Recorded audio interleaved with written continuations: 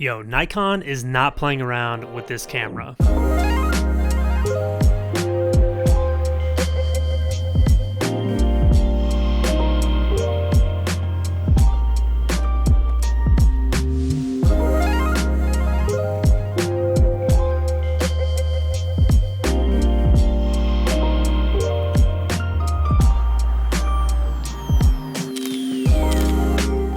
What up, y'all? So about a month ago, I know I made a video sharing my current setup for photo and video, and I said that wasn't going to be changing, but I also gave the warning that if I wanted to change it, I would. And shortly after, Nikon reached out to me and asked me if I wanted to use their Z8 camera, and I figured, why not? You know, I'm working on so many different projects right now. I'm working on this YouTube channel. I'm working on my educational products. I'm working on my daily photo project at Evan Ramp Photo, and anything that can help that process run more smoothly is something that I'm interested in. And if you followed this channel for a long time, you know I have a very soft spot for Nikon because my first camera, the one that built this entire channel, built my entire career, was a Nikon D810. I used this for all my early YouTube videos. I used this for all the work I did at Epitome ATL, and Nikon is the camera that I used when I got into photography. My dad used Nikon cameras when I was working small jobs with him. The Lunch with Santa shoot that I've mentioned in previous videos,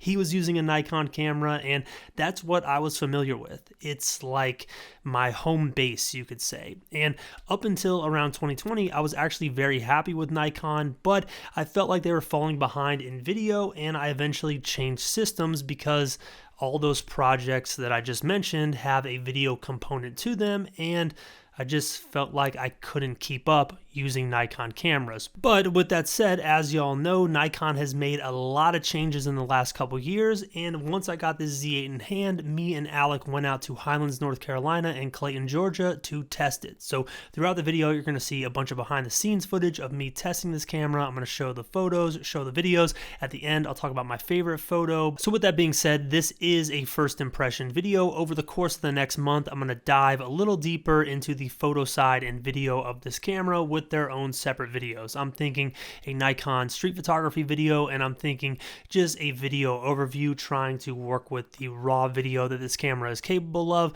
We'll talk about all that in a second, but if you have any suggestions in the comments of things that you want to see, feel free to let me know down there. But let's go ahead and start with the photo side of things. In my opinion, modern cameras, they for the most part aren't progressing in the photo side of things too much. You know, all these cameras make amazing photos. Like I mentioned, my 810 from a long time ago that is just completely destroyed at this point could make photos that stand up to any current photo camera on the market. So when it comes to the Z8, one thing that I did love was the low light capability in these photos in Clayton. All of these images were shot at high ISO, 3200 and up. Some of the images were made at ISO 5000. And being someone who's gotten so used to the Leica SL2 and Q2 system, which are notoriously bad in low light, it was a breath of fresh air to be able to shoot at ISO 5000 and not worry about it. On top of that, autofocus performed how it should. I loved having the touchscreen functionality where I could just press the screen and get the photo. This worked really well at low angles when I was using that flip out screen. I also loved this 24-70 lens. I think that is probably the biggest takeaway from this photo test. Like I said, cameras for the most part, they all make great photos, but this Nikon 24-70 Z lens is phenomenal. And you guys know, if you've watched videos in the past, I'm pretty critical of 24-70. It's one of my least favorite lenses. I feel like it's very boring, but with this one, I wanted to use it more and more, and I found it to be very enjoyable because of the image quality. On top of that, I thought the colors looked great, the image processing looked great. Overall, the photo experience was just as you would expect, very good. But the big takeaway here from this first impression test was the video capability. I am simply blown away by the video capability of the Z8 and what Nikon has done.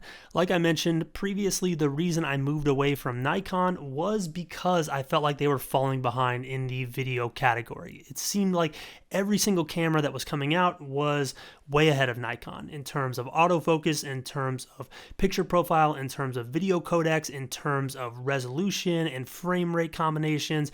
everyone was beating Nikon, but they have caught up and, in my opinion, gotten ahead of so many different brands out there with how easy it is to color grade the footage from these cameras and still achieve this high resolution and beautiful image. In my opinion, of all the cameras that I've tested over the years, the Nikon N-Log footage at 10-bit is some of the easiest to color grade out there. Once you have the Nikon conversion LUT, it's so simple to customize and color grade these video files. It's something that I'm not necessarily the best at. I wouldn't consider myself a professional color grader whatsoever, and I felt like the result I was able to achieve with this camera and these files was absolutely incredible, especially for the amount of work that I put into it. Now, on top of that, the autofocus in video straight out of the box was phenomenal. This is one of the big things that Nikon was lacking for a long time in the video department when it came to their DSLR cameras, which I was familiar with. Autofocus was unbearable. You couldn't even use it. But with this Z8, you can basically do anything, and as long as you have your autofocus in the right setting for video, it will track you accordingly. This is something I'm going to test out more and include in a separate video about all the video capabilities on the Z8. But I just loved how simple and easy to use it was. If you saw the setup video I did about a month ago, you know I was complaining about the autofocus on the Lumix system that I was using. Me and Alec weren't really able to dial it in very well. We used manual focus a lot, and in my opinion, this camera blows that autofocus system out of the water. And on top of that, I really enjoyed the fact that the menu system in this camera is pretty easy to use.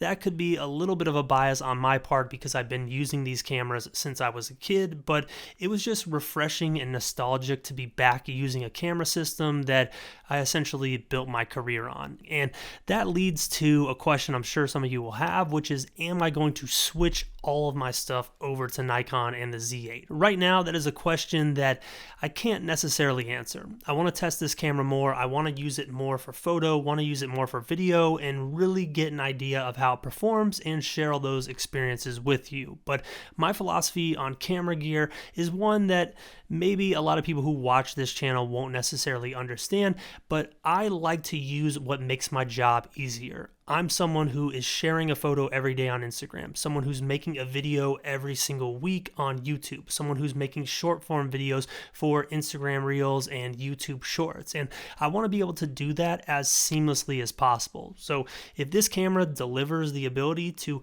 make all that work in a more seamless way, I'm definitely down to potentially switch to it, but we're going to test it more and see. So make sure you stay tuned for those upcoming videos with this camera. Now, as for my favorite photo on the day, I have to give it to this downtown Clayton photo, which is one that I've wanted for a long time. I went to Clayton in the fall of last year and tried to get a photo like this, and it just didn't work out.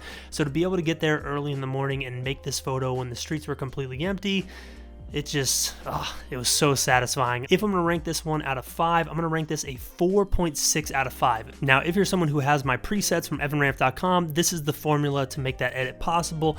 Ramp preset 34, basic adjustment 18, basic contrast flat, exposure boost 2, colors 9, color grade 13, tone curve 7, and vignette 3. Now, if you have no idea what I'm talking about, my presets are built on this formulaic system. So throughout the video, you saw those formulas in the bottom left of the photos. That is the exact breakdown of how edits are made. I hate how YouTubers and other photography people sell presets that we all know are tweaked and not one size fits all. So I did something about it, and I created presets that allow me to give you exact breakdowns of how edits are made.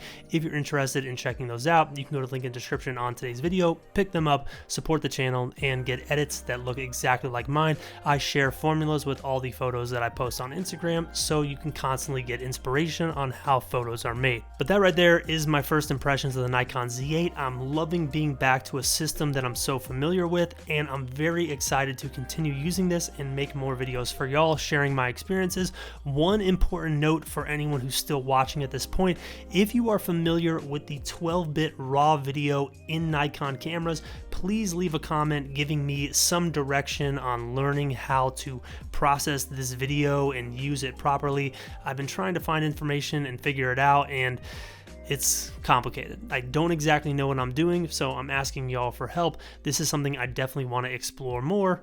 Eventually, I'm sure I'll figure it out on my own, but if anyone can point me in the right direction or give me tips on how to use that 12-bit RAW video in the Z8, it would be greatly appreciated and save me a lot of time and research. But that's it for me today, y'all. If you enjoyed this video, hit the thumbs up button, subscribe if you are not yet, and I'll catch you in the next one, which will probably be street photography with the Nikon Z8. See you then.